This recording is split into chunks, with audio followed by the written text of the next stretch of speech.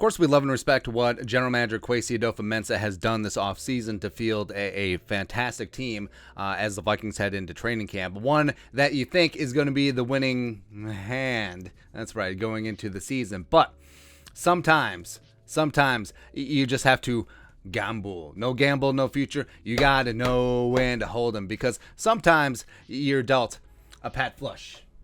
That's right. Zoom in and enhance. Focus. There you go. But sometimes you just got to gamble a little bit if you got a chance to make a better hand. That's right. So cheesy.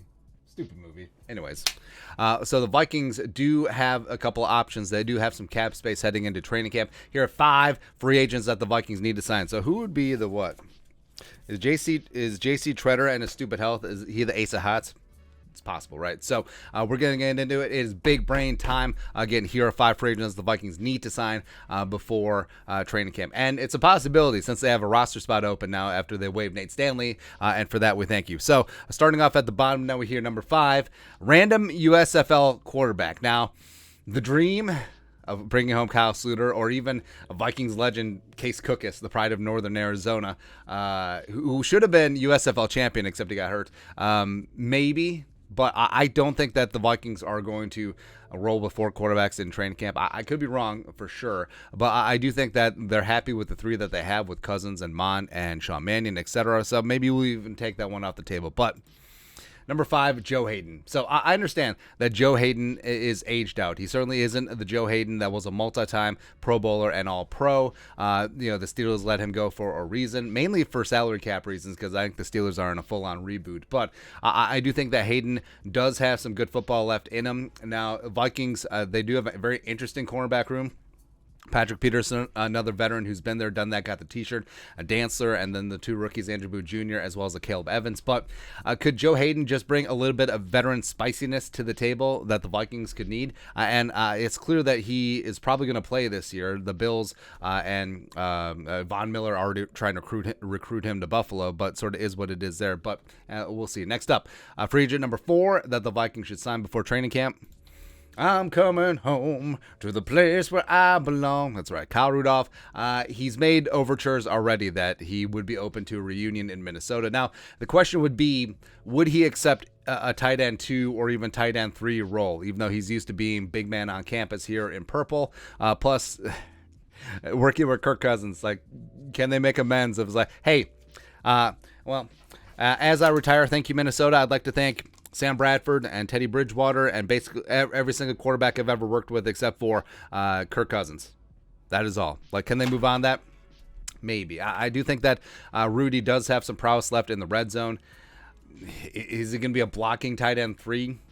I don't know. I don't know. That's why I'm relatively cooler on this one than some of the other ones. Next up, free agent option number 3 for the Vikings, JC Treader. I'm not giving up. I won't give up on us, even though the Vikings do seem like they're set on giving Bradbury a shot. And I understand, speaking of shot, maybe J.C. Treader's knee, maybe his ankle, maybe his foot, maybe they're all shot. But remember, he is only 31, and he didn't miss a game last year due to injury. He missed one due to COVID, and even though he didn't practice last season, we talk about practice, man. He was a gamer, he was a baller, but the problem would be learning, trying to get chemistry and reps going. He would have to practice.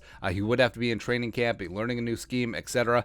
But he is a veteran. I think that he would be an improvement over Bradbury right meow, and the fact that he's just out there chilling, I mean, maybe he's weighing his options. Maybe that his options are limited because of health questions. Again, he would have to pass a physical, but we would go from there. Next up, free agent option number 2 for the Vikings, Lindvall Joseph. That's right, reunion man. And this is not just nostalgia. This is not just this or that. Lindvall played some quality football during his time in Los Angeles. I mean, last year, it wasn't peak Lindvall, but then again, who is? It's just like you're not getting peak Patrick Peterson or peak Harrison Smith anymore. But Lindvall last year, a very respectable 63.4 PFF grade.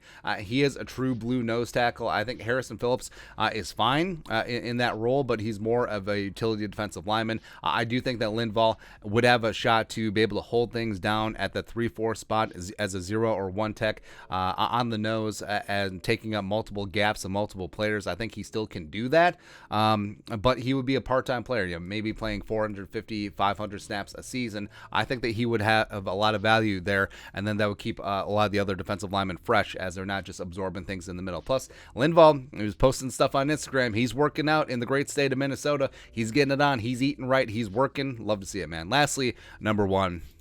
Yes, even though Ndamukong Suh is the oldest player on this list, I think that he easily had the best season of these five last year, even at an advanced age with the Bucks. Still posted 43 pressures and 6 sacks. Now, just like every other player here, he's not Ndamukong Suh of yesteryear. He's not that all-pro. He's not that game-changing defensive tackle. But like we said, like with Lindvall Joseph, he could be a rotational player playing 500, 600 snaps. I think that he would bring an attitude and an edge and a chippiness.